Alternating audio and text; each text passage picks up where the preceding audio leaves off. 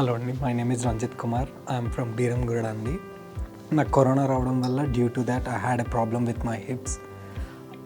ఆ ప్రాబ్లమ్ని సార్ట్అవుట్ చేయడానికి I was talking to different doctors. అందులో one of my cousin was working in Apollo. She suggested Balavardhan Reddy sir. So I came to Balavardhan Reddy sir and met him. So sir suggested, due to my age, I don't need to go for a hip replacement. I just go for a regrow surgery, which happened a year ago.